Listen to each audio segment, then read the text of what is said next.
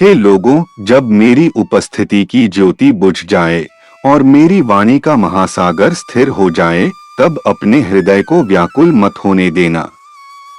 तेरे बीच मेरी उपस्थिति में एक प्रज्ञा है और मेरी अनुपस्थिति में भी है एक विवेक, जो अतुलनीय सर्वज्ञ ईश्वर के अतिरिक्त सबकी समझ से परे हैं।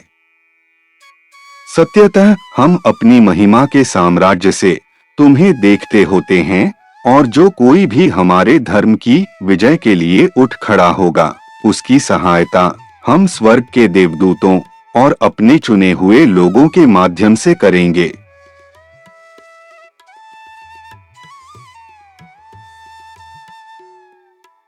यह उद्धरण हमें अत्यंत गहरी आध्यात्मिक सांत्वना और विश्वास प्रदान करता है।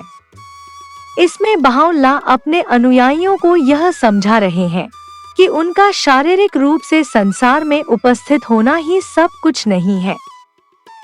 जब उनकी उपस्थिति की ज्योति बुझ जाएगी और उनकी वाणी का महासागर शांत हो जाएगा, तब भी उनका मार्गदर्शन, उनकी शक्ति और उनकी कृपा सदैव मानवता के साथ बनी रहेगी।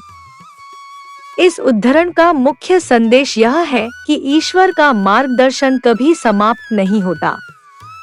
बहाई शिक्षाओं के अनुसार ईश्वर अपने दिव्य दूतों के माध्यम से मानवता का मार्गदर्शन करता है और उनके शब्द समय बीत जाने के बाद भी जीवित रहते हैं।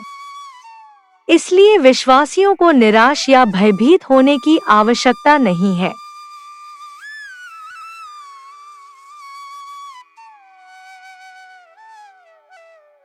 मेरी उपस्थिति में एक प्रज्ञा है और मेरी अनुपस्थिति में भी एक विवेक है। यह पंक्ति हमें सिखाती है कि कभी-कभी हम किसी दिव्य व्यक्तित्व की शारीरिक उपस्थिति को अधिक महत्व देते हैं, लेकिन वास्तविक शक्ति उनके संदेश, उनके आदर्शों और उनके द्वारा स्थापित आध्यात्मिक सिद्धांतों में होती है। वही सिद्धांत आने वाली पीढ़ियों का मार्गदर्शन करते रहते हैं। आगे इस उद्धरण में यह भी बताया गया है कि जो व्यक्ति ईश्वर के धर्म की विजय और मानवता की सेवा के लिए उठ खड़ा होगा, उसकी सहायता अदृश्य आध्यात्मिक शक्तियां करेंगी।